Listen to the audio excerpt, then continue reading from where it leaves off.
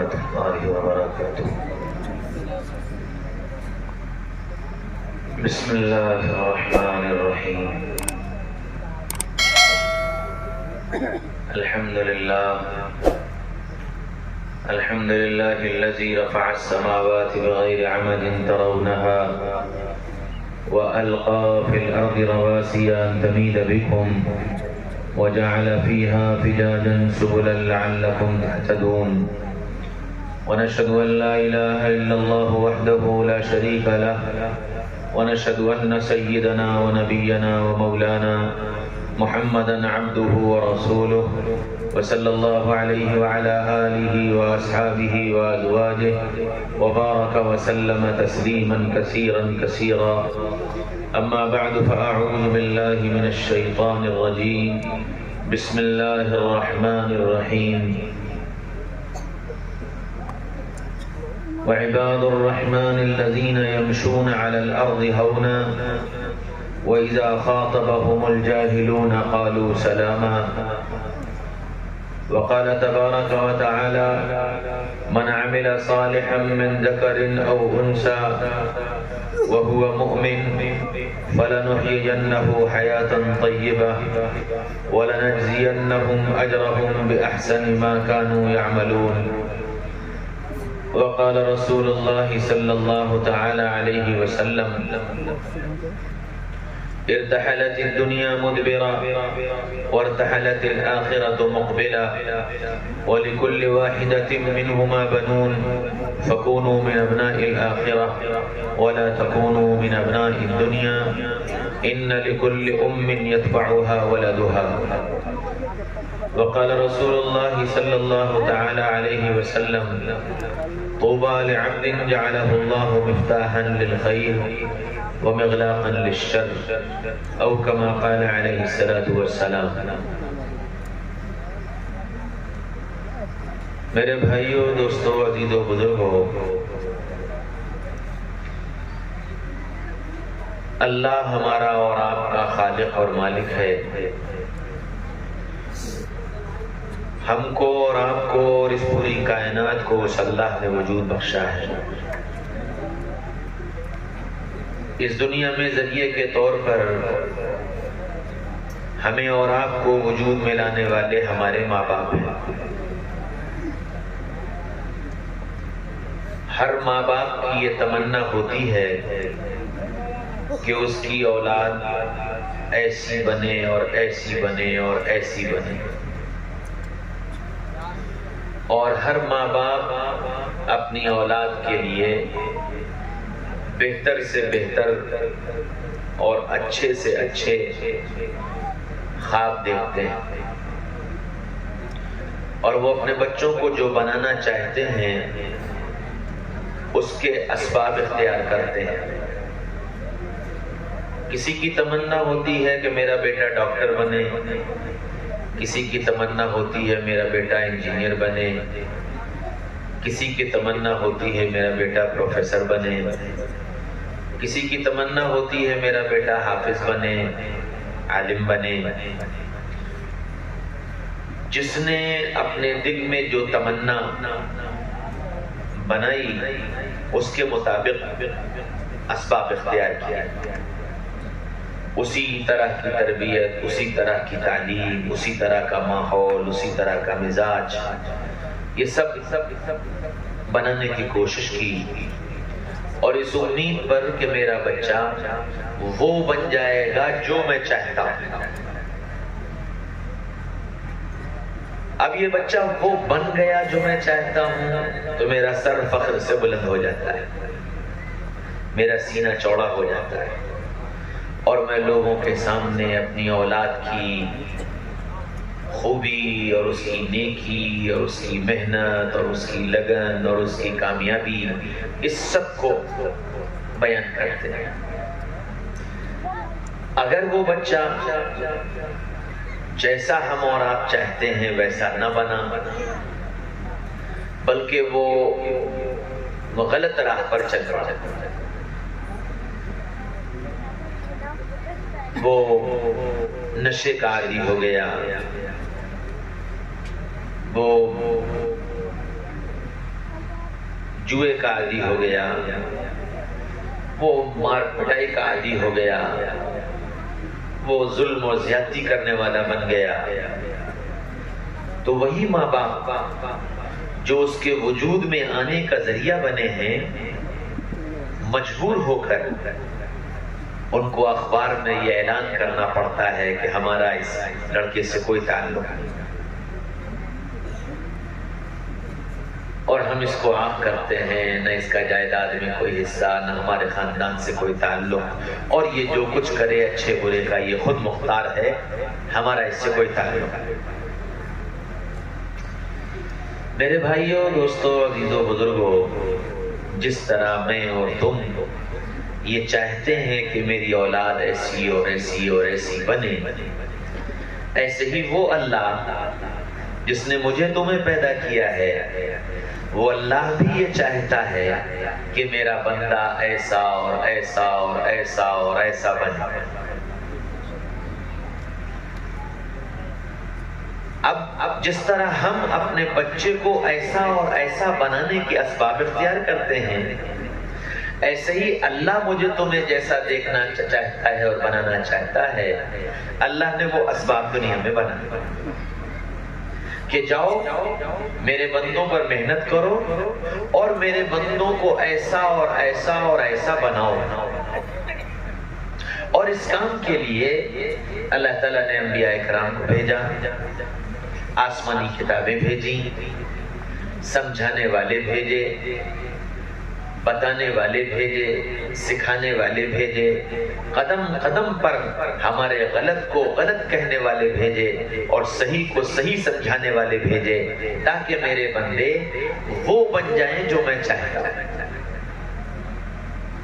اب یہ بندہ وہ بن جاتا ہے جو اللہ چاہتا ہے،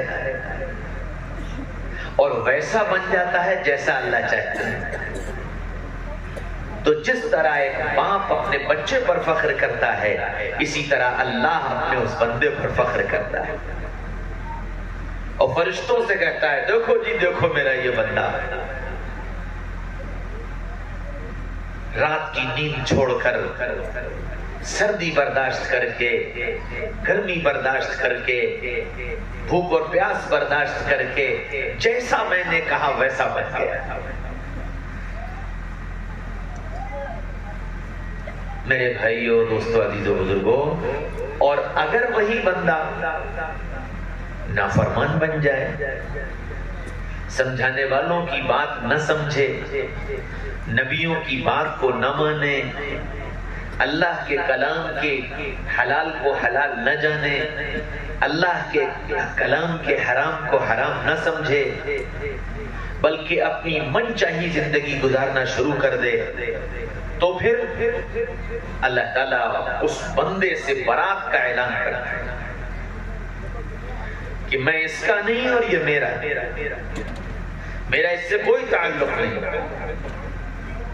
اور پھر قرآن بھرا پڑا ہوا ہے، الا لعنت اللہ علی الکافرین، الا لعنت اللہ علی الظالمین، الا لعنت اللہ علی الکاذبین، کہ میرا اس کا کوئی تعلق نہیں۔ میرے بھائیوں، دوستوں، عزیزوں، بزرگوں، اب اللہ مجھے اور آپ کو کیسا دیکھنا چاہتا ہے یہ قرآن میں بتایا ہے۔ تو پہلی بات کیا کہی؟ فرمایا وَعِبَادُ الرَّحْمَنِ الَّذِينَ يَمْشُونَ عَلَى الْأَرْضِ هَوْنًا، رحمان کے بندے۔ تو پہلی چیز جو اللہ ہمارے تمہارے اندر دیکھنا چاہتا ہے وہ بندگی دیکھنا چاہتا ہے۔ عبد عربی کا لفظ ہے، عبد کے معنی غلام، اور غلام کے معنی نوکر۔ عبد کے معنی غلام اور غلام کے معنی نوکر۔ دنیا میں بھی مالک اور نوکر ہوتے ہیں۔ ایک مالک نے اپنے یہاں ایک نوکر کو رکھا، اس نوکر سے کہا کہ ذرا فیکٹری میں جھاڑو لگا دو۔ کہنے گا جی بہت اچھا۔ جھاڑو لگا کے آیا، گھر کا سودا لا دو، کہ جی بہت اچھا۔ سودا لے کے آیا، گاڑی صاف کر دو، کہ جی بہت اچھا۔ گاڑی صاف کر کے آیا، بچوں کو اسکول سے لے آؤ کہ جی بہت اچھا، بچوں کو پہنچا کر گیا، گیٹ پر بیٹھ جاؤ کہ جی بہت اچھا۔ مالک جو کہتا گیا یہ نوکر وہ کرتا چلا گیا، اور پھر مہینے گزرے اور سال گزرے اور 10 سال گزرے اور 15 سال گزرے، یہ نوکر اپنے مالک کا فرما بردار، بھروسے مند، با اعتماد نوکر بن گیا۔ ایسا نوکر کہ مالک اپنی فیکٹری اس کے حوالے، اپنا گھر اس کے حوالے، اپنی گاڑی اس کے حوالے، کہ یہ نوکر فرما بردار ہے، یہ نوکر اعتماد کے لائق ہے، امانتدار ہے، دیانتدار ہے۔ وہی نوکر ایک دن مالک کے پاس فیکٹری میں آیا تو چہرے پہ اس کے ہوائیاں اڑ رہی تھی اور بہت پریشان، چہرے سے اس کی مایوسی ٹپک رہی تھی۔ مالک کی نگاہ اس کے چہرے پر پڑی، کہنے لگا عبداللہ کیا بات ہے، آج تم بڑے پریشان نظر آ رہے ہو۔ کہنے لگا صاحب جی بیٹی کی شادی سر پر آ گئی ہے، 1 ہفتہ رہ گیا ہے اور میرے پاس کچھ بھی نہیں، میں کیسے شادی کروں گا، کہاں سے انتظام کروں گا؟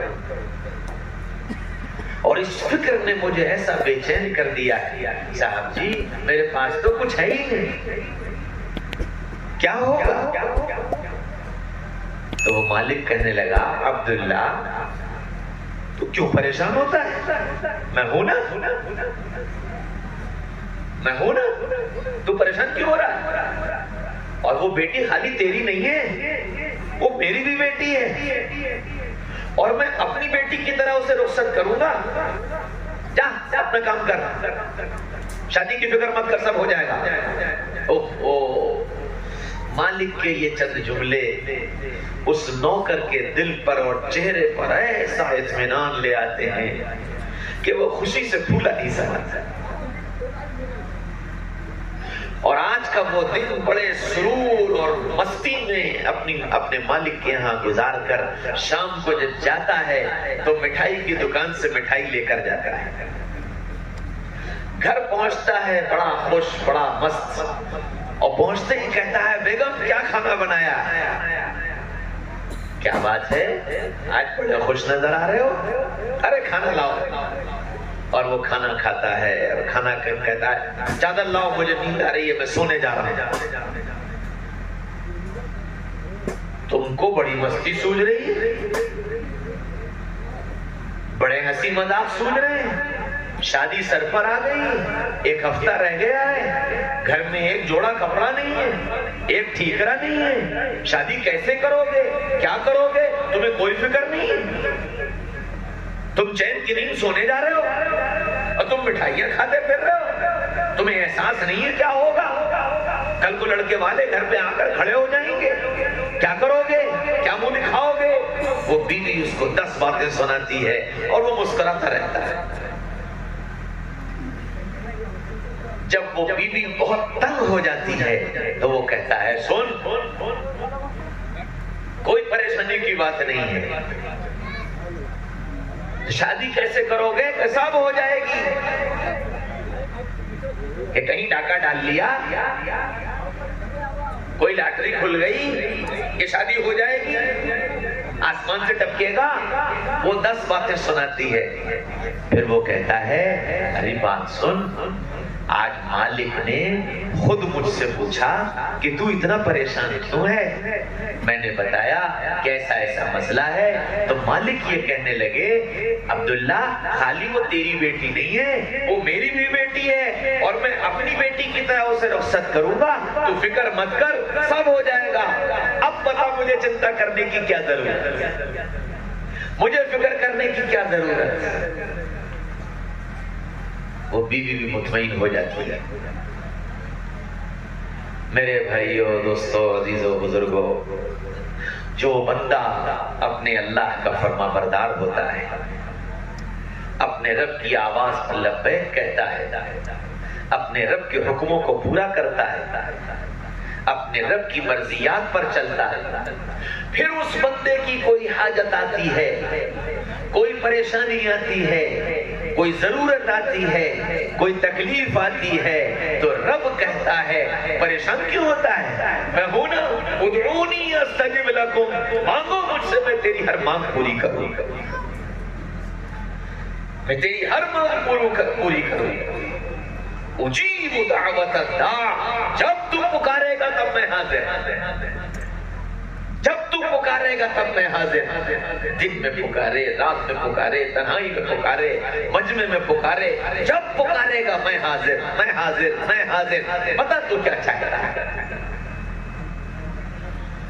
ہاں میرے بھائیو، دوستو، عزیزو، بزرگو، اس کے بالمقابل ایک مالک نے اپنے یہاں نوکر رکھا اور اس نے نوکر سے کہا کہ فیکٹری میں جھاڑو لگا دو۔ کہنے لگا واہ جی واہ، فیکٹری تمہاری، جھاڑو میں لگاؤں؟ فیکٹری تمہاری ہے تو تم جھاڑو لگاؤ۔ اس نے کہا اسکول سے بچوں کو لے آؤ۔ کہنے واہ جی واہ، بچے تمہارے، لاؤں میں؟ خود لے کے آؤ۔ اس نے کہا گاڑی صاف کر دو۔ کہنے واہ جی واہ، گاڑی تمہاری، صاف میں کروں، خود صاف کر لو۔ گھر کا سودا لا دو۔ کہ واہ جی واہ، گھر تمہارا، سودا میں لاؤ، خود لے آؤ۔ کیا مالک اس نوکر کو ایک دن بھی اپنے گھر میں برداشت کرے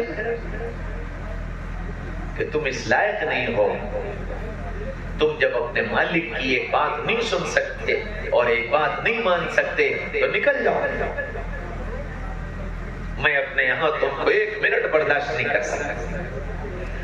ہاں میرے بھائیو، دوستو، عزیزو، بزرگو، بالکل اسی طرح جب اللہ اپنے بندے کو حکم دیتا ہے اور بندہ اس سے روگردانی کرتا ہے، منہ پھیر لیتا ہے، ایک بار، دو بار، تین بار، چار بار رب آواز دیتا رہے اور بلاتا رہے اور یہ منہ پھیرتا رہے، تو پھر اللہ یوں کہتا ہے اچھا چلو نکلو یہاں سے، تم اس لائق نہیں ہو کہ میرے دربار میں آؤ، تم اس لائق نہیں ہو کہ تم میرے گھر میں آؤ، میں ہرگز تمہیں نہیں آنے دیا۔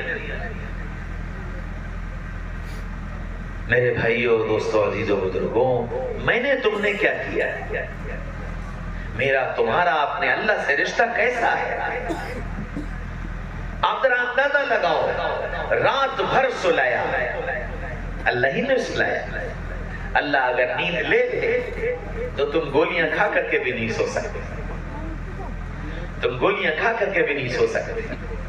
اللہ ہی نے سلایا، رات بھر سوتے رہے، صبح آئی تو اس نے آواز لگائی، میرے بندے تو سو چکا، تیری تھکان دور ہو گئی، تیری نیند پوری ہو گئی، اٹھ جا۔ اور کیا کہا؟ الصلاۃ خیر من النوم، دیکھ تیری نیند سے بہتر نماز ہے۔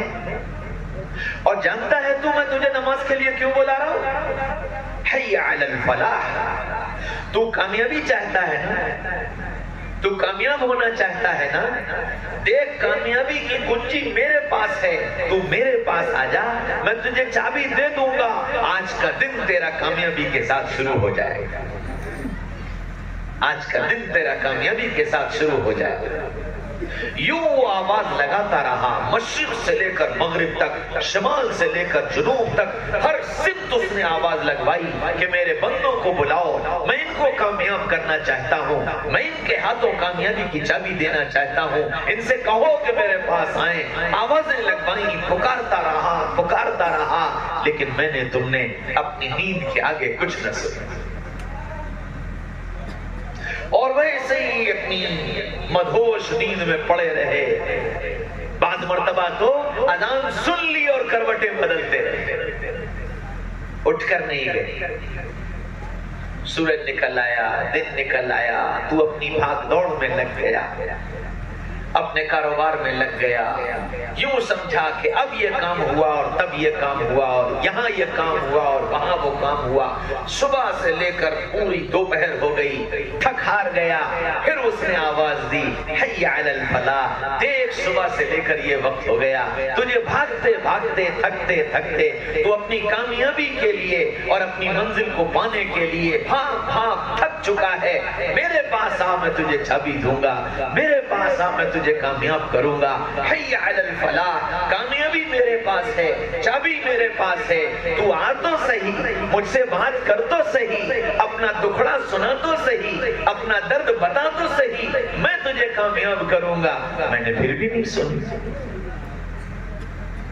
اور پھر اپنی اسی دھن میں بھاگا دوڑ بھاگا دوڑ بھاگا دوڑ، یوں شام کا وقت آ گیا، دن ڈھلنے لگا، عصر کا وقت آ گیا، اس نے پھر پکارا میرے بندے سارا دن ہو گیا تجھے بھاگتے بھاگتے، سارا دن ہو گیا تجھے تھکتے تھکتے، کتنے تم میں ایسے ہیں جو تھک ہار کر بیٹھ چکے ہیں، کتنے ایسے ہیں جو اب بھی دوڑا بھاگی کر رہے ہیں کہ شاید اب شاید اب شاید اب کامیابی ہاتھ لگے، لیکن کامیابی ہاتھ نہیں آتی۔ میں پھر تم سے کہتا ہوں حافظوا علی الصلوات والصلاة الوسطی، میرے بندوں اس بیچ کی نماز کا اہتمام کر لو، میں تمہارے مسائل حل کر دوں گا، میں تمہاری کامیابی تمہارے ہاتھوں میں دے دوں گا، تم آؤ تو صحیح، اس نماز کی حفاظت کرو تو صحیح۔ وہ آواز دیتا رہا، میں نے پھر بھی نہیں سنا، یہاں تک کہ دن کا سورج ڈوب گیا، اس نے پھر پکارا میرے بندے سارا دن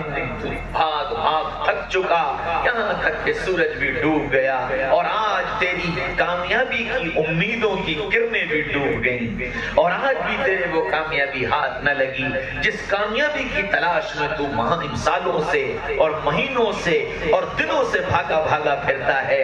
دیکھ میں پھر تجھ سے کہتا ہوں میرے پاس آ جا، میرے سامنے سر جھکا لے، مجھے یاد کر لے، مجھے اپنا دکھڑا سنا دے، میرے سامنے ناک رگڑ لے، میں تجھے کامیابی کی کنجی دے دوں گا، میں تجھے کامیاب کر دوں گا۔ یوں مغرب کے وقت پھر پکارا اور پھر یاد دلایا، مجھے پھر بھی یاد نہ آئی، پھر سورج بھی ڈوب گیا، چاروں طرف گھٹا ٹوپ اندھیرا چھا گیا، تیری آنکھوں میں نیند منڈرانے لگی۔ اس نے پھر پکارا میرے بندے تو دن بھر کا تھکا ہرا ہے، اپنی کامیابی کی فکر میں تو تھک چکا ہے اور تھک ہار کر اب تو پھر سے نیند کی آغوش میں جانا چاہتا ہے۔ میرے بندے سارا دن تیری دوڑ بھاگ تھکان کے نتیجے میں تیرے ہاتھ کچھ نہیں آیا ہے، دیکھ اب تو نیند کی آغوش میں جا رہا ہے، آجا اور مجھے یاد کر لے، میرے سامنے ناک رگڑ لے، میں کامیابی کی کنجی تیرے ہاتھ میں دے دوں گا، دیکھ کہیں یہ تیری نیند آخری نیند نہ بن جائے، دیکھ یہ تیرا سونا کہیں تیرا آخری سونا نہ بن جائے اور تو سوتا رہ جائے اور تیری صبح نہ ہو سکے۔ دیکھ میں پھر تجھ سے کہتا ہوں میرے پاس آجا، میرے سامنے ناک رگڑ لے، میں تجھے ضرور بھی ضرور کامیاب کر دوں گا۔ میرے بھائیوں میرے بھائیوں میرے بھائیوں، مجھے اور تمہیں پھر بھی وہ آواز نہ سنائی تھی۔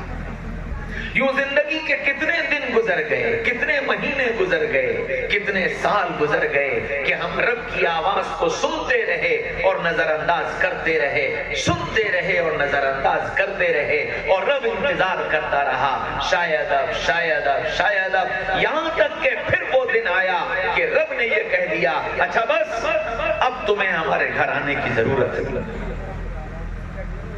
تو اب یہ اذان کی آواز ہوتی ہے، مسجد کے سامنے سے گزرتا ہے، مسجد کے دروازے سے اسے مسجد میں لوگ نماز پڑھتے نظر آتے ہیں، یہ مسجد میں نہیں جاتا، یہ گزر کر چلا جاتا ہے، چاہے کہ ہوٹل پر بیٹھا رہتا ہے، گھر میں بیٹھا رہتا ہے، ٹی وی دیکھتا رہتا ہے، موبائل دیکھتا رہتا ہے، مسجد جانے کا موقع نہیں ملتا۔ اس سے پوچھو کہ بھائی نماز کے لیے کیوں نہیں گئے؟ کیا بتاؤں صاحب بہت مصروف ہوں، فرصت نہیں ملتی۔ فرمایا نہیں، فرصت نہیں ملتی نہیں، تم کو جانے نہیں دیا جائے۔ ہاں تمہارے گھر میں شادی ہو، دعوت کس کو دیتے ہو؟ کس کو بلا کر کھانا کھلاتے ہو؟ جس سے تعلق ہوتا ہے، جس سے محبت ہوتی ہے، جس سے انسیت ہوتی ہے، اس کو بلاتے ہو کہ میرے گھر آنا، میرے گھر بیٹھنا، میرے ساتھ کھانا کھانا، تمہارا آنا مجھے اچھا لگے گا، تمہارا ساتھ بیٹھ کر کھانا کھانا مجھے اچھا لگے گا، تمہاری باتیں مجھے اچھی لگیں گی۔ لیکن اگر وہ تمہارا دشمن ہو، تم کو نقصان پہنچانے والا ہو، تم پر اس نے مقدمے قائم کر رکھے ہو، تمہارے خلاف اس نے FIR کر رکھی ہو، کیا تم اس کو اپنے گھر، اپنے بیٹے اور اپنے بیٹی کی شادی میں دعوت دو گے؟ یا وہ اجنبی ہو جس کو تم جانتے نہیں، وہ تم کو جانتا نہیں، وہ اگر تمہارے یہاں بغیر بلائے آ جائے، کیا تم اس کو اپنے دسترخوان پر بیٹھ کر کھانے دو گے؟ میرے بھائیو، دوستو، عزیزو، بزرگوں، جب اللہ کا کوئی باغی بن جاتا ہے، اللہ کا نافرمان بن جاتا ہے، تو پھر مسجد کے دروازے سے اللہ اس کو دھکا دے دیتے ہیں، کل ہٹ یہاں سے، ہم اپنے گھر میں تجھے نہیں آنے دیں گے، میرا تیرا کوئی تعلق، میرا تیرا کوئی تعلق۔ اس لیے فرمایا کہ پہلا کام تم میرے بندے بن جاؤ، میرے بندے بن جاؤ، میرے غلام بن جاؤ، ایسا غلام جو فرما بردار ہو، اطاعت کرنے والا ہو۔ کیسے غلام بنو؟ یمشون علی الارض ہونا، کہ ایسا غلام جو اپنی آپ کو کچھ نہ سمجھے، عاجزی کے ساتھ زندگی گزارنے والا ہو۔ نوکر مالک کے سامنے کیسے رہتا ہے؟ وہ مالک کے سامنے پیر نہیں پھیلاتا، وہ مالک کی مسند پر نہیں بیٹھتا، وہ مالک جب تک بیٹھ نہ جائے خود نہیں بیٹھتا، مالک کے سامنے تیز آواز سے نہیں چلاتا، مالک اس سے بات کر رہا ہو تو دوسری طرف متوجہ نہیں ہوتا، اور اس کے سامنے ہاتھ جوڑ کر اپنی عاجزی کا اظہار کرتا رہتا ہے۔ میرے بھائیو، دوستو، عزیزو، بزرگوں، اللہ مجھ سے تم سے بھی یہی چاہتا ہے کہ میرا بندہ میرے سامنے عاجزی کے ساتھ زندگی گزارے۔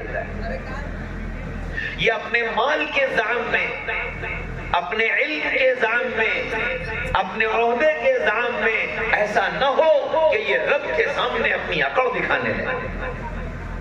میں بڑا علم والا، میں بڑا مال والا، میں بڑی کرسی والا، میں نے یہ کر دیا، میں نے وہ کر دیا، میں نے یوں کر دیا۔ نانا، عاجزی، کتنی عاجزی!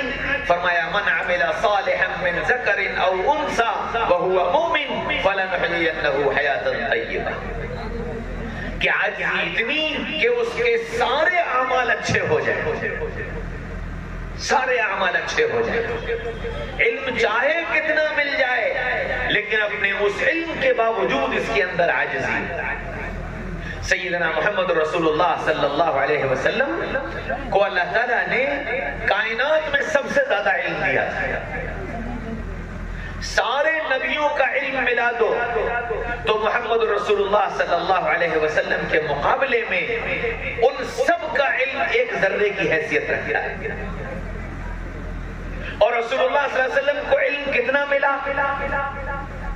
انسانوں کی بھی سنیں، جناتوں کی بھی سنیں، فرشتوں کی بھی سنیں، جانوروں کی بھی سنیں، پتھروں کی بھی سنیں، درختوں کی بھی سنیں۔ ماضی کا بھی علم دیا، مستقبل کا بھی علم دیا۔ ماضی کا علم دیا کہاں تک؟ آدم علیہ السلام تک۔ مستقبل کا علم دیا کہاں تک؟ قیامت تک، اور قیامت کے بعد تک سارا علم اللہ نے عطا فرمایا۔ انسانوں کی سنیں، سب جانتے ہیں کہ محمد رسول اللہ صلی اللہ علیہ وسلم کے پاس صحابہ کی ایک جماعت تھی، اور وہ جزیرہ عرب کے لوگ تھے جو آ کر اپنا ٹکڑا سناتے تھے، اپنے مسائل بتاتے تھے، اور رسول اللہ صلی اللہ علیہ وسلم سب کے مسائل سنتے تھے اور ان کا حل انہیں بتاتے تھے۔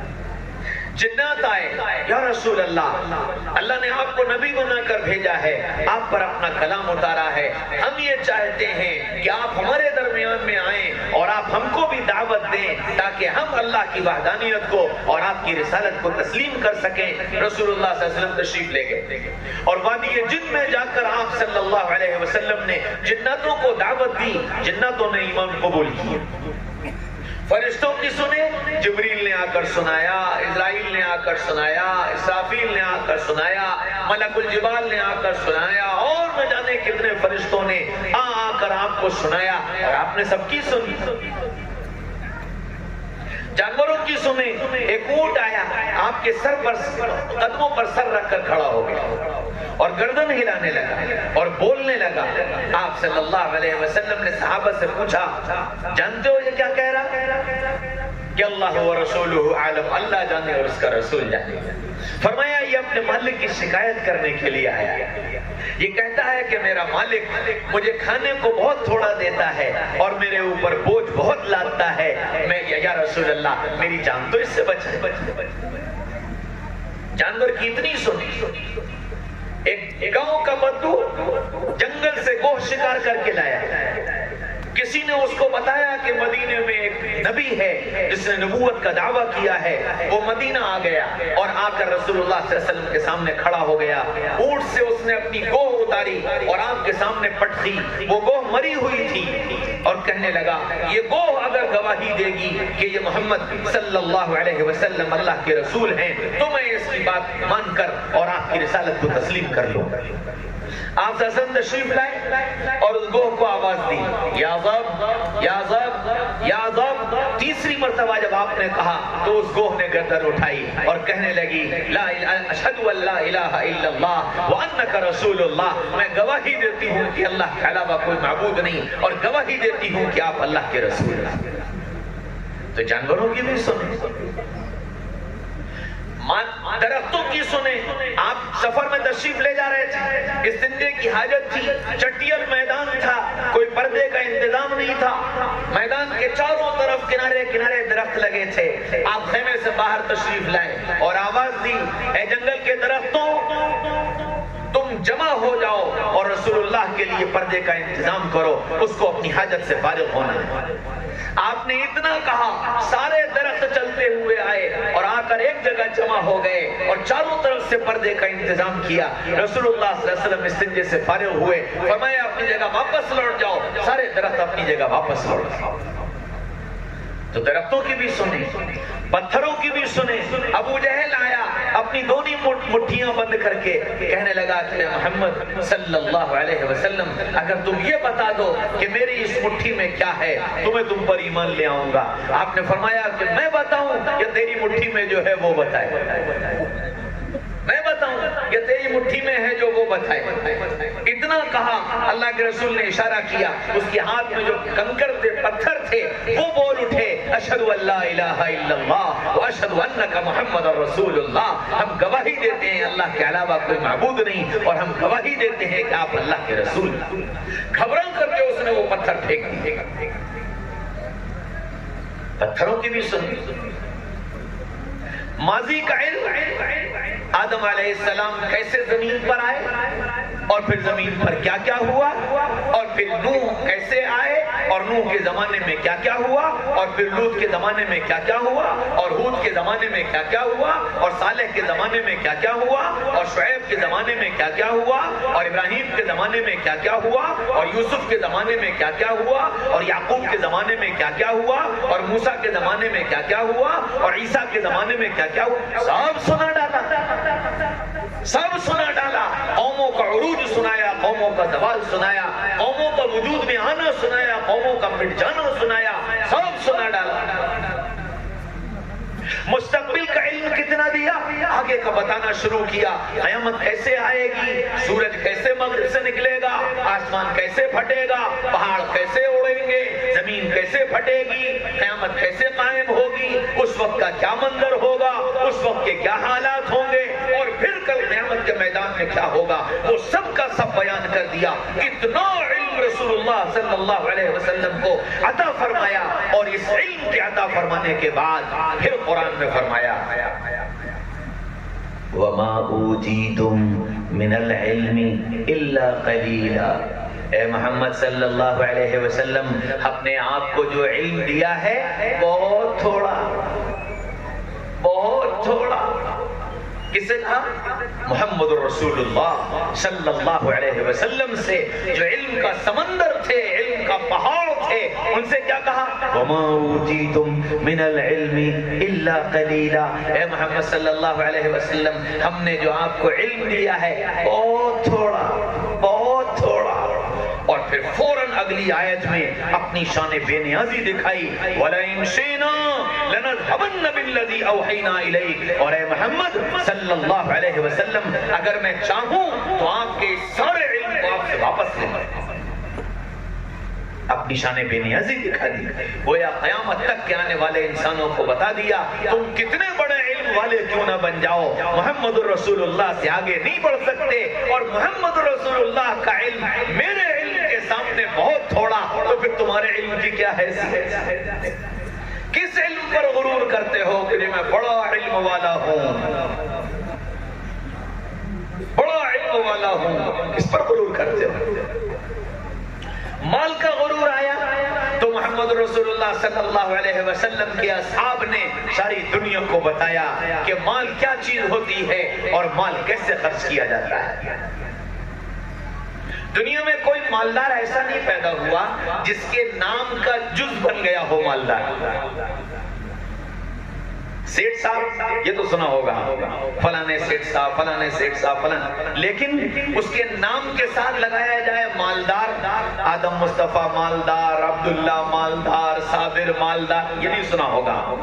ایک اکیلی ذات ہے حضرت عثمان رضی اللہ عنہ کی، جن کے نام کا جز بن گیا مالدار۔ عثمان کون؟ عثمان غنی، عثمان غنی، عثمان غنی کے مالدار نام کا جز بن گیا۔ کیسے مال والے؟ اللہ اکبر۔ ایک صحابی آئے، یا رسول اللہ گھر میں فاقوں کی نوبت ہے اور کچھ ہے نہیں، کیا کریں؟ کچھ انتظام کر دیجئے۔ فرمایا جاؤ عثمان کے گھر چلے جاؤ، انشاءاللہ 10 منٹ میں بات ختم کر دوں۔ عثمان کے گھر چلے جاؤ، وہ اور جا کر کہنا کہ رسول اللہ نے بھیجا ہے۔ وہ صحابی آئے اور آ کر کے حضرت عثمان کے دروازے کی کنڈی پکڑی اور بجانے جا رہے تھے، اتنے میں اندر سے آواز آئی، چراغ کی لو ہلکی کرو، تیل زیادہ جل جائے گا، چراغ کی لو ہلکی کرو، تیل زیادہ جل جائے گا۔ تو یہ کنڈی بجانے کے بجائے چھوڑ کے چلے آئے اور آئے سیدھے رسول اللہ صلی اللہ علیہ وسلم، یا رسول اللہ آپ نے کس آدمی کے پاس بھیج دیا؟ وہ آدمی اپنے گھر کے چراغ کی لو کے تیز ہونے پر گھر والوں کو ڈانٹ رہا تھا کہ تیل زیادہ جل جائے گا، آپ مجھ سے کہہ رہے ہیں اس سے جا کر اپنی ضرورت بتاؤ، وہ تمہاری ساری ضرورت پوری کر دے گا۔ وہ تیل زیادہ جلنے پر تو غصہ کر رہا ہے، آپ کہہ رہے ہو جا کے اس سے اپنی ضرورت کہو۔ فرمایا کیا وہ تمہارے پاس آئے تھے؟ کہ جی نا، اتنی بات سن کے میں نے کنڈی نہیں بجائی کہ یہ بھلا کیا دے گا، کنجوس مکھی جوس آدمی۔ اللہ کے رسول نے فرمایا تم جاؤ تو اور جا کر کہو کہ مجھے رسول اللہ صلی اللہ علیہ وسلم نے بھیجا ہے۔ بہرحال اللہ کے رسول کا حکم تھا، چاروں ناچار گئے اور جا کر مرے دل سے کنڈی بجائی تو اندر سے حضرت عثمان نکلے۔ کیا بات ہے؟ کون ہو؟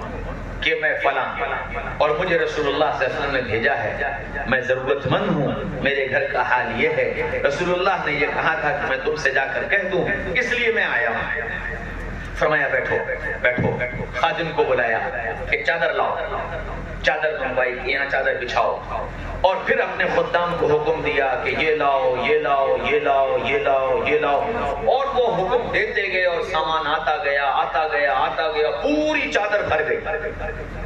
فرمایا کہ اس کو باندھو، اور پھر یوں کہا کہ ایک اونٹ لاؤ اور سب سے اچھا اونٹ لے کر آنا۔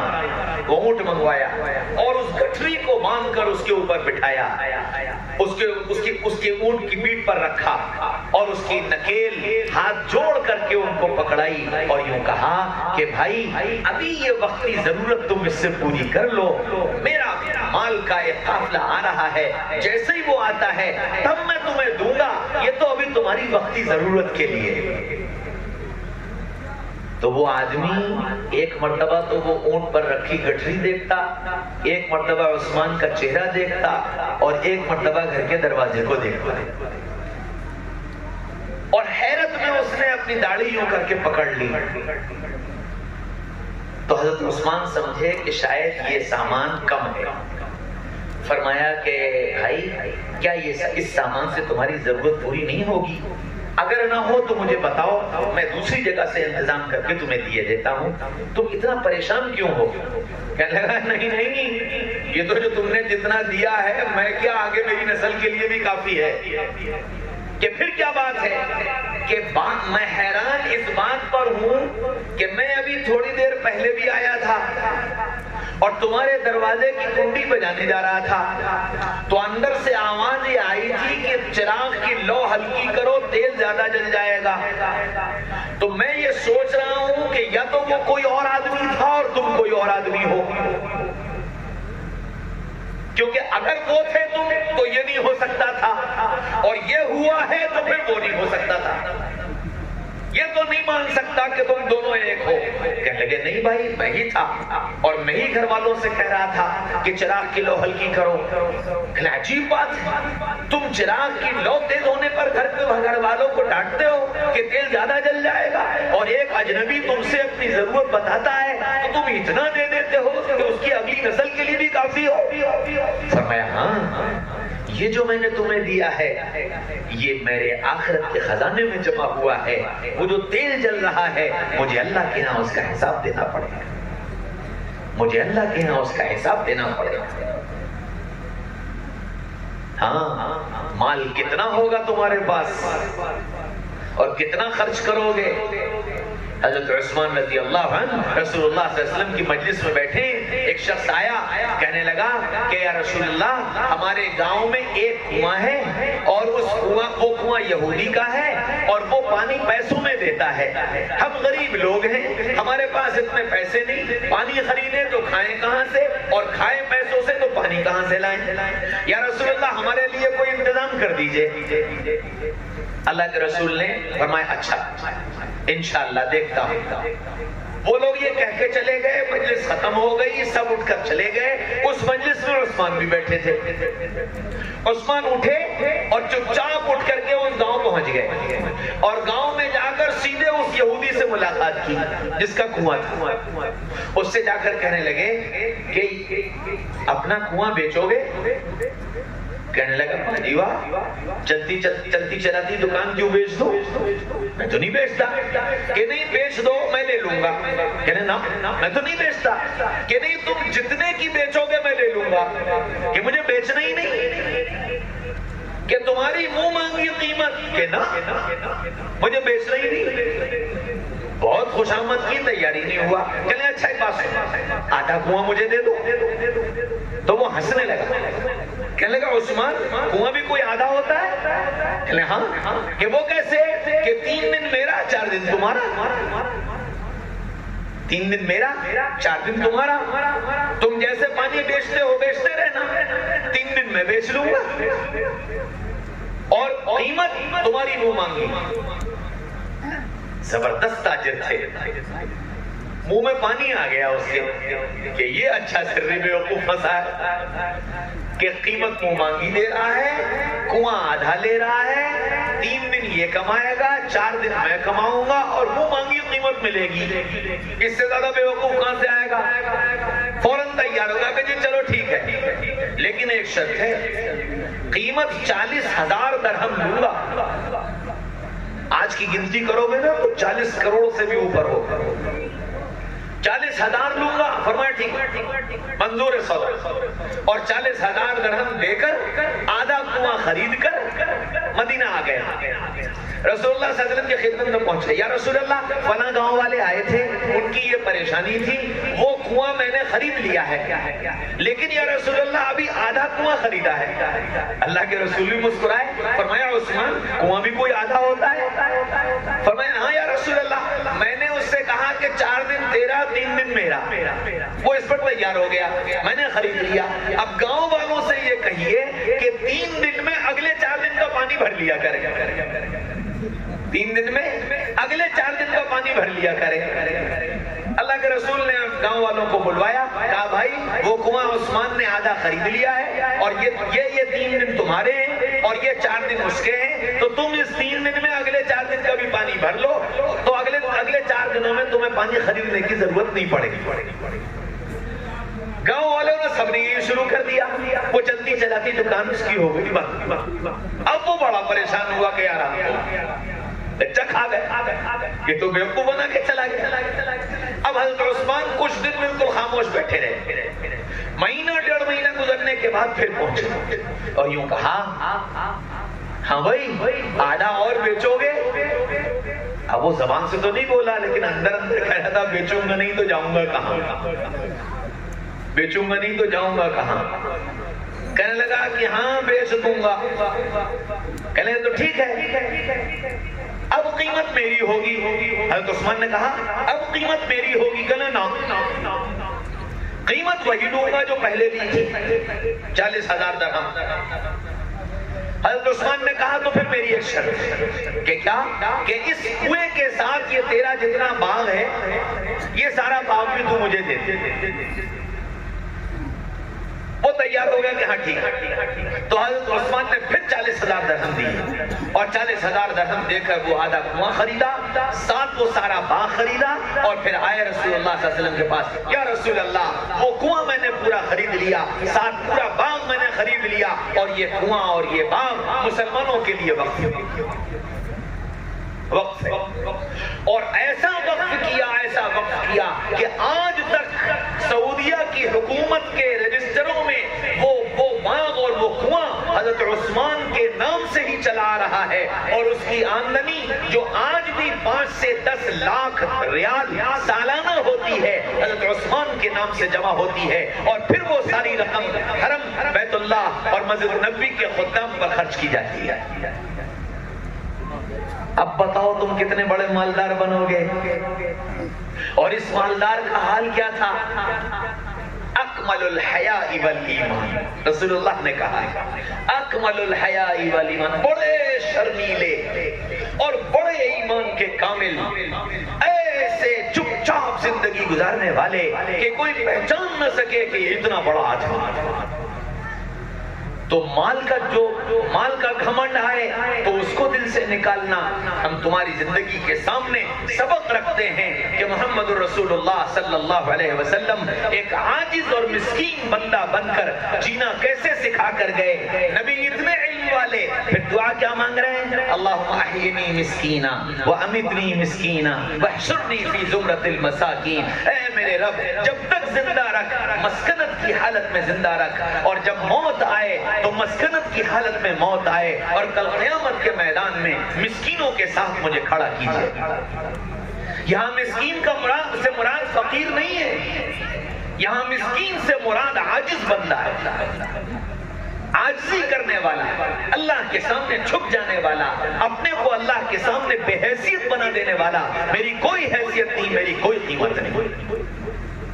मेरे भाइयों और दोस्तों, अजीजों, बुजुर्गों, अल्लाह मुझे तुम्हें वो बंदा देखना चाहता है यमशून अलल अर्ज़ि हौना, कि जमीन पर चलो तो बड़ी आजिज़ी के साथ। और फिर ताकत का घमंड आ जाएगा। अल्लाह ने ताकत दिया, अल्लाह ने जरगा दिया, अल्लाह ने जोर दिया, तो वो जोर को तोड़ने के लिए क्या कहा? वैदा खातबहुमुल जाहिलून क़ालू सलामा।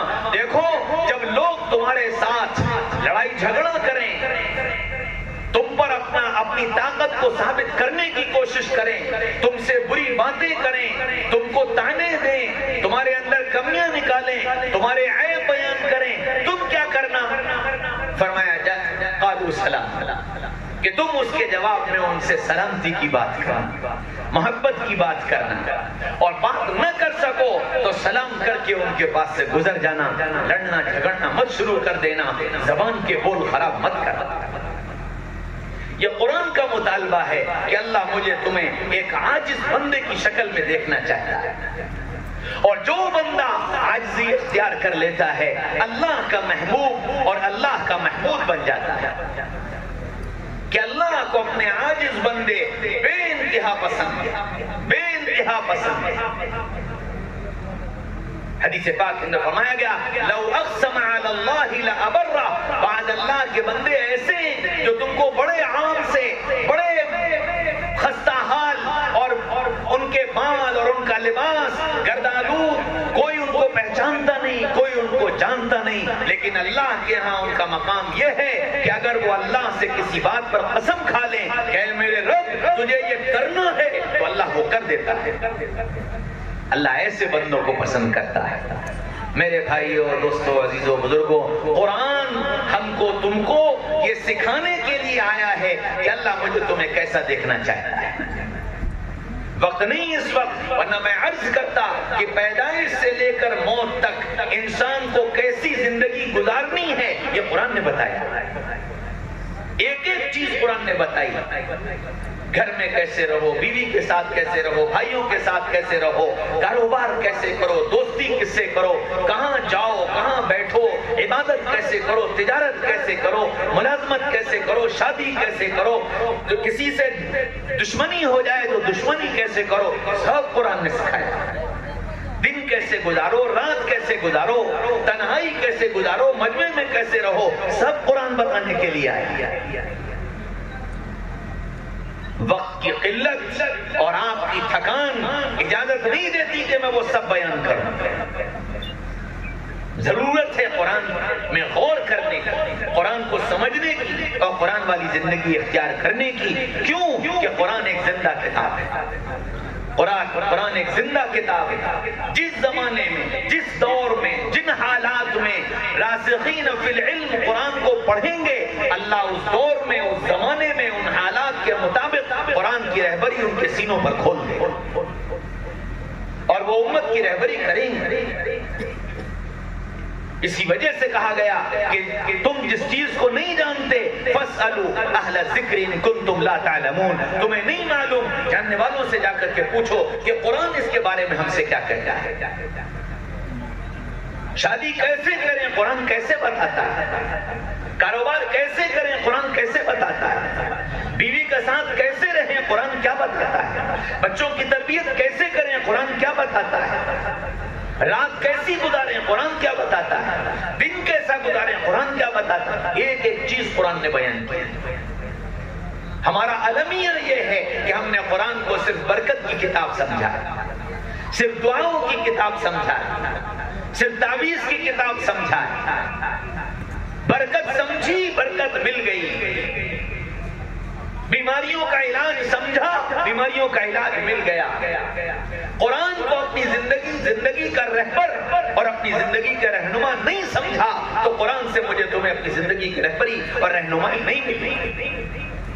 جس کے نتیجے میں ہم کبھی یہود کے پیچھے بھاگے، کبھی نصارہ کے پیچھے بھاگے، کبھی مجوس کے پیچھے بھاگے، کبھی مشرکین کے پیچھے بھاگے اور یوں سمجھنے لگے کہ شاید اس میں کامیابی، شاید اس میں کامیابی، شاید اس میں کامیابی، اور بھول گئے کہ اللہ نے کامیابی کا اعلان قرآن کے اندر کیا رکھا ہے.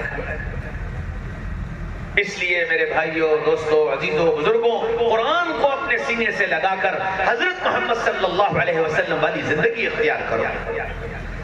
حضرت عائشہ رضی اللہ عنہ سے پوچھا گیا کہ اماں رسول اللہ صلی اللہ علیہ وسلم کے اخلاق کیسے تھے؟ فرمایا خلقہ القرآن. کیا آپ کے اخلاق وہ تھے جو قرآن میں بیان کیے؟ پتہ چلا قرآن اخلاق بھی سکھانے کے لیے آیا کہ اخلاق کیسے ہونے چاہیے. ایک ایک چیز قرآن نے سکھائی. اس لیے یہ نیت کرو کہ انشاءاللہ قرآن والی زندگی گزاریں. اور قرآن والی زندگی گزارنے کے لیے سب سے پہلی شرط ہے محمد الرسول اللہ صلی اللہ علیہ وسلم سے عشق اور آپ سے محبت اور آپ کی اتباع. کہ بغیر رسول اللہ کے عشق کے، بغیر رسول اللہ کی محبت کے اور بغیر رسول اللہ صلی اللہ علیہ وسلم کی اتباع کے قرآن پر اتباع نہیں ہو سکتی. قرآن پر نہیں چل سکتے اگر رسول اللہ سے رشتہ مضبوط نہ ہوا. اس لیے میرے بھائیوں، دوستوں، عزیزوں، بزرگوں، ہم سب اللہ اس کے رسول سے اپنے رشتے کو مضبوط کرنے کی کوشش کریں. رسول اللہ صلی اللہ علیہ وسلم کی سیرت کو جاننا، سننا، پڑھنا، اس کو اپنی زندگی کا ایک لازمی جز سمجھنا. آج بڑا مسئلہ یہ ہو گیا کہ جلسوں میں بات سننے کے بجائے اشعار سننے کا شوق بڑھ گیا. 7:15 بجے سے 9:45 9:30 بجے تک مشاعرہ چل رہا تھا اور میں بیٹھا سن رہا تھا. اب ظاہر بات ہے یہ وقت آپ کے سونے کا ہے. آپ کو 4 گھنٹے ہو گئے یہاں بیٹھے کتنی دیر تک آپ بیٹھیں گے؟ اور ہم صرف اپنا دل محسوس کے رہ جائیں گے کہ ہائے ان کے سامنے یہ پیغام رکھنا تھا. یعنی صحیح بات یہ ہے کہ میں ابھی آپ کے سامنے صرف ایک لا الہ الا اللہ کا تھوڑا سا حصہ بیان کر پایا ہوں، جبکہ لا الہ الا اللہ بغیر محمد رسول اللہ کے مکمل ہو ہی نہیں سکتا.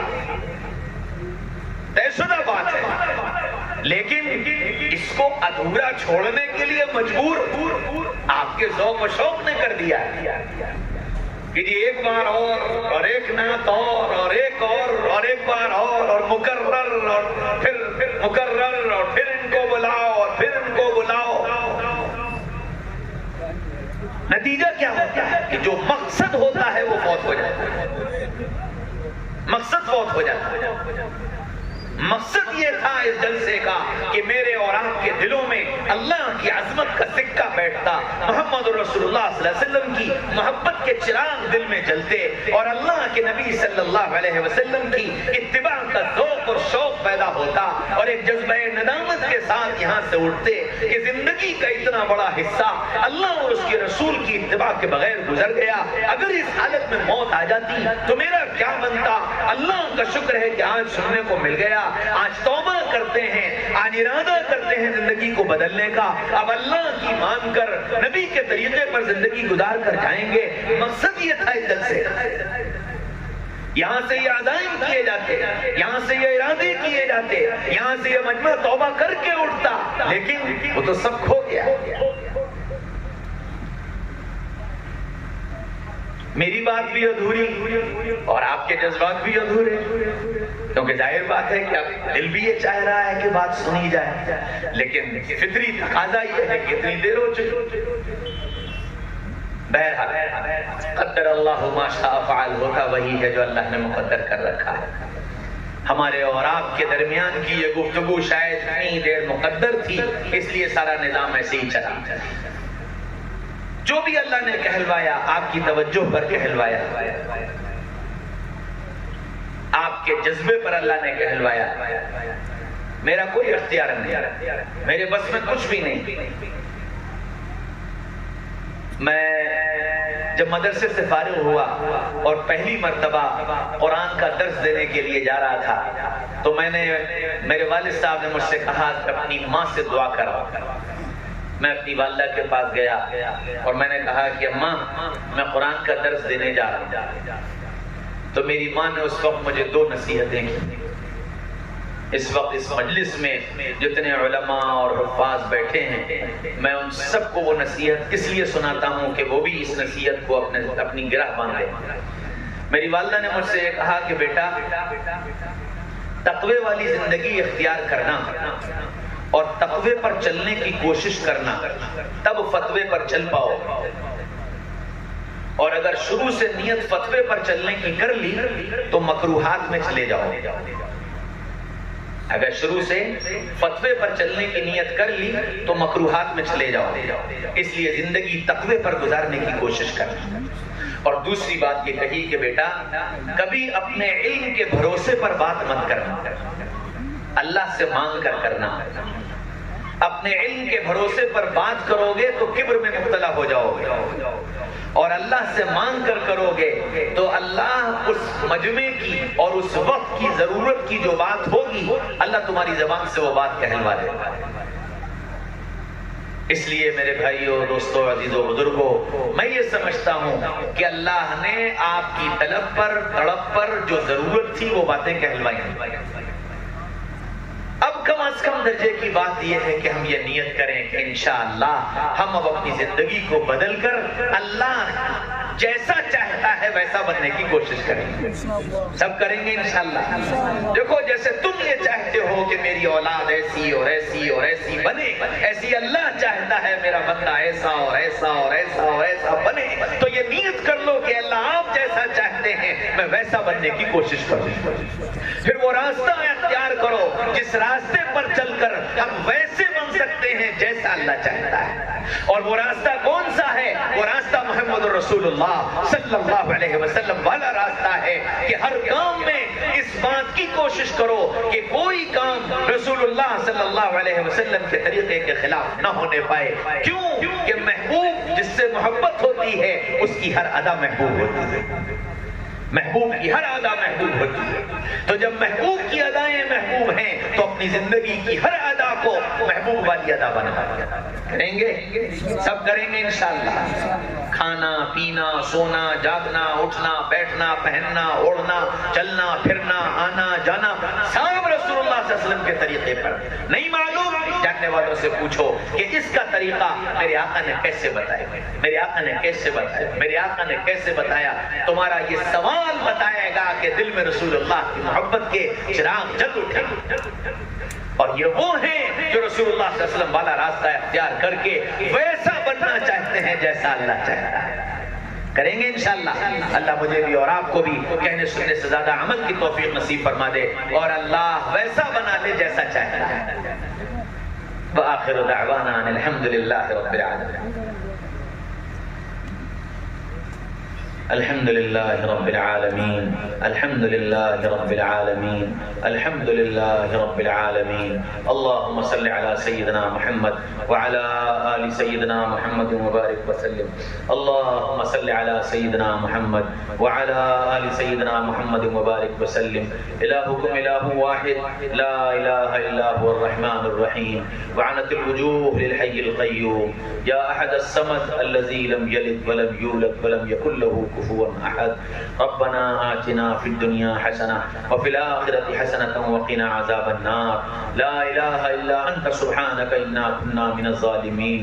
اے اللہ ہم سب آپ کے بندے آپ کے سامنے حاضر ہیں، اپنے گناہوں اور غلطیوں کا اعتراف کرتے ہیں.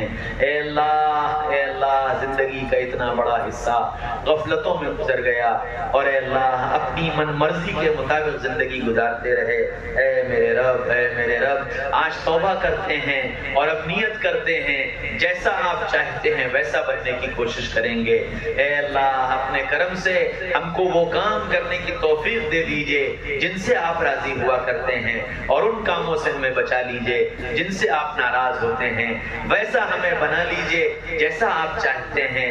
اے اللہ ہمارے دن ہماری راتیں ہماری تنہائیاں ہمارے مجمع اے اللہ ہمارا سب کچھ جیسا آپ چاہتے ہیں ویسا بنا لیجئے.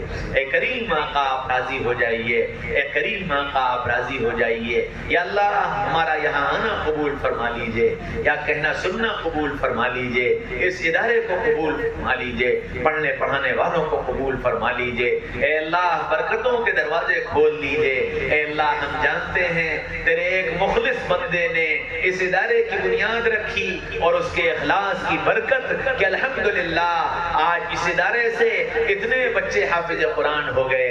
اے اللہ اس مخلص بندے کے اخلاص کی برکت سے ہم سب کی مغفرت کے فیصلے فرما دیجئے، ہم سب کی مغفرت کے فیصلے فرما دیجئے.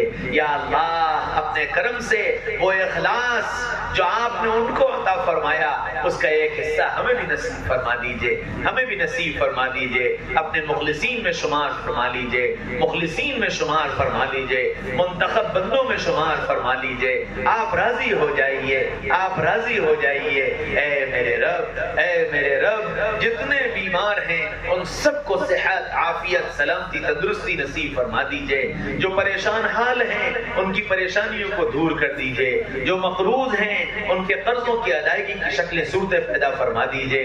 یا اللہ ہم سب کی تمام جائز حاجات مرادوں تمناؤں آرزوؤں کو ساتھ خیر عافیت کے پورا فرما دیجئے. اے میرے پیارے اللہ اے میرے پیارے اللہ ایک درخواست اور ہے آپ سے، ہم سب کا نام لے لے کر ہمارے آقا سیدنا محمد رسول اللہ صلی اللہ علیہ وسلم کی خدمت اقدس میں ہدیہ درود و سلام پیش فرما دیجئے اور اسے قبول فرما لیجئے اور اسے نجات کا ذریعہ بنا دیجئے۔ وصلی اللہ تعالی علی خیر خلقہ محمد وآلہ وصحبہ اجمعین برحمتک یا ارحم الراحمین۔